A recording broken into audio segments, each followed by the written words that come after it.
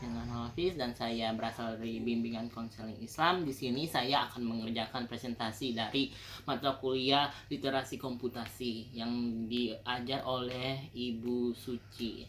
Dan di sini saya akan membahas tentang System of Life Cycle. Apa itu System Life of Cycle? Yaitu berarti siklus hidup. Pengembangan sistem atau sistem life cycle itu adalah berarti siklus hidup sistem. Dalam rekayasa sistem dan rekayasa perangkat lunak adalah proses pembuatan dan pengubahan sistem serta model dan metodologi yang digunakan untuk mengembangkan sistem-sistem tersebut.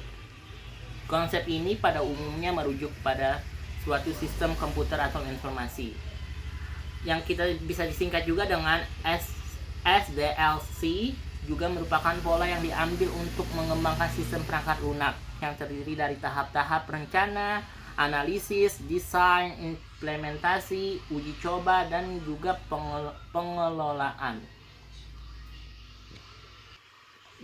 Dalam rekayasa perangkat lunak, konsep SDLC ini mendasari berbagai jenis metodologi pengembangan perangkat lunak. Metodologi ini membentuk suatu kerangka kerja untuk perencanaan dan pengendalian pembuatan sistem informasi, yaitu proses pengembangan perangkat lunak. Terdapat 3 jenis mode siklus hidup sistem yang paling banyak digunakan yakni, yaitu siklus hidup sistem menggunakan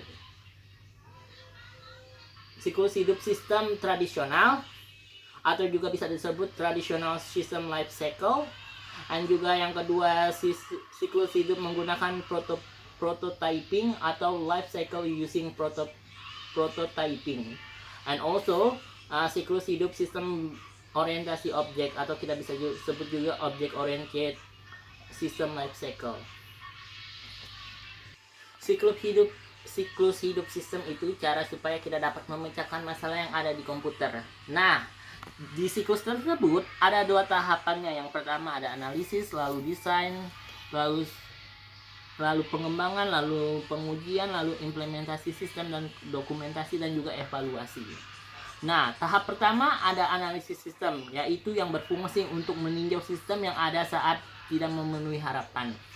Yang selanjutnya ada analisis, yaitu di sini tugasnya untuk dapat melihat sistem secara detail dan supaya kita tahu perubahan apa yang harus dilakukan supaya lebih baik. Contohnya adalah yang dilakukan analisis adalah mengidentifikasi, memproses serta output dari sistem. Nah, yang selanjutnya ada analisis teknik. Ada bermacam-macam. Yang pertama ada observasi, yaitu di sini berperan sebagai untuk mengetahui cara kerjanya. Dan juga keuntungan dari observasi ini adalah dapat memperoleh informasi yang diandalkan, tetapi juga dia mempunyai kerugian, yaitu beberapa karyawan merasa tidak nyaman diamati.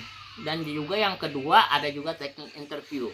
Di teknik interview ini orang-orang yang diwawancarai untuk mengukur respon atau feedback mereka, keuntungan mereka. Dan dalam keuntungan pada teknik interview ini adalah pertanyaan dapat berubah seiring interview. Dan juga di sini kita mempunyai kerugiannya juga, yaitu memakan waktu yang cukup lama. Dan yang ketiga ada kuesioner. Kuesioner ini yang disebarkan kepada pihak karyawan untuk mengetahui rata-rata pendapatan tentang sistem.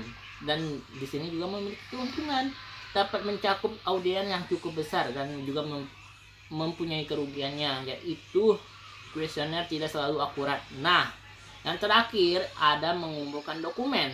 Di sini berdefinisikan mengidentifikasikan data apa yang dimasukkan dan dikeluarkan, dan juga memiliki keuntungannya, yaitu dapat memperoleh informasi yang penting dan juga mempunyai kerugiannya, yaitu bisa memakan waktu yang lama. Lalu, data yang udah dimasukkan lalu diproses dan dikeluarkan ke sistem identifikasi data berbentuk kertas. Lalu masalah akan diidentifikasi dan syarat penggunaan dan sistem baru potensial yaitu diidentifikasi. Yang selanjutnya ada desain. Setelah dianalisis, sistem baru akan dirancang. Cara kerjanya sebagai berikut, yaitu yang pertama merancang entry data, merancang tata letak, merancang hasil cetak, merancang output, merancang struktur, merancang metode validasi data, dan yang terakhir ada merancang metode verifikasi data. Nah, berdasarkan informasi tadi yang dari analisis, sistem baru akan dirancang untuk menyelesaikan masalah yang diidentifikasi, yaitu sebelum menginput data, database harus dibuat terlebih dahulu. Ada juga hal yang perlu diperhatikan, contohnya jenis data yang akan diambil dan dimasukkan. Di sini ada validasi data. Validasi data yang bekerjanya memeriksa data dimasuki untuk memenuhi kriteria apa enggak. Nah, teknik validasi data juga bisa digunakan untuk di bidang yang berbeda juga.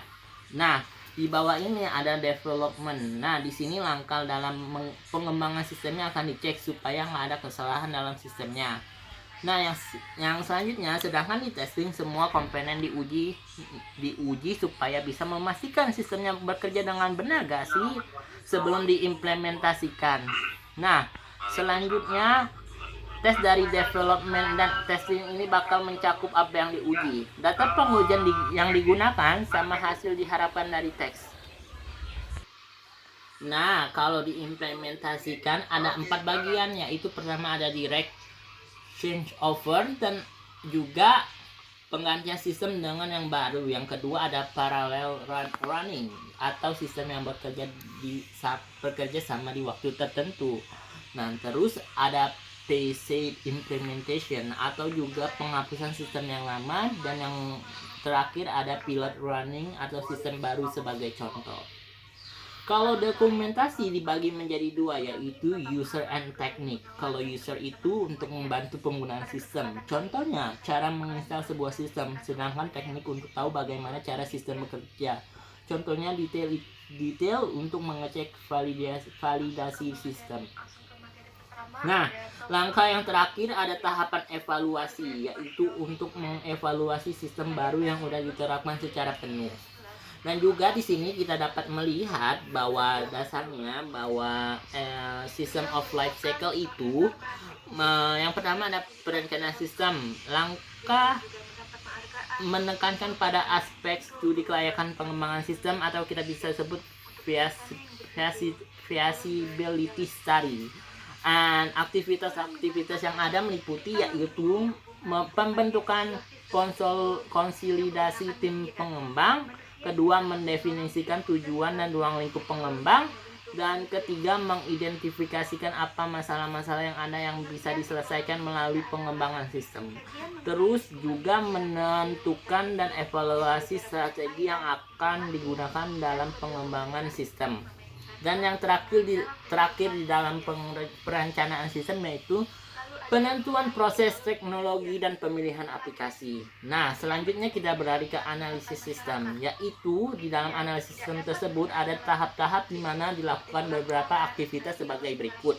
Nah, yang pertama, melakukan studi literatur untuk menemukan suatu kasus yang bisa ditangani oleh sistem.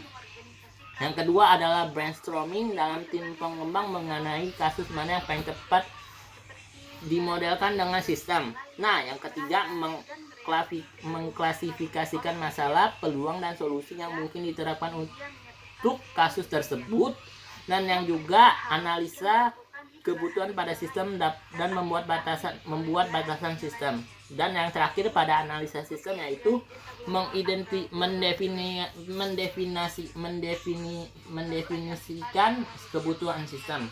Nah, sesudah analisis sistem kita mempunyai perancangan sistem. Yang pertama pada tahap ini feature and operasi pada sistem dideskripsikan secara detail. Aktivitas-aktivitas yang dilakukan pada tahap ini adalah menganalisa interaksi objek dan fungsi pada sistem, menganalisa data dan membuat skema database, dan merancang user interface. Dan juga setelah perancangan sistem ini kita memasuki implementasi sistem, yaitu Tahap berikutnya adalah implementasi, yaitu mengimplementasikan rancangan dari tahap-tahap sebelumnya dan melakukan uji coba. Dan dalam implementasi dilakukan aktivitas sebagai berikut, yaitu ada 3 tahap di implementasi sistem ini, yaitu pembuatan database sesuai skema rancangan, 2 pembuatan aplikasi berdasarkan desain sistem, dan ketiga pengujian dan perbaikan aplikasi yang bisa disebut juga debugging. Yang terakhir ada pemeliharaan sistem, dilakukan oleh admin yang ditunjukkan untuk menjaga sistem tetap mampu beroperasi secara benar melalui kemampuan sistem dalam mengadaptasikan diri sesuai dengan kebutuhan. Sekian dari presentasi saya, Kevin Analytis. Kalau kurangnya, kalau banyak salah mohon maaf ya. Soalnya saya di sini berusaha semampu saya, dan saya di sini murni ini adalah yang saya tahu tentang System of Life Cycle. Terima kasih untuk Ibu Suci untuk mengirimi materi agar saya dapat menambah ilmu tentang apa itu System of Life Cycle. And I hope I can be a good student in this campus and I will make my parents proud. Thank you so much.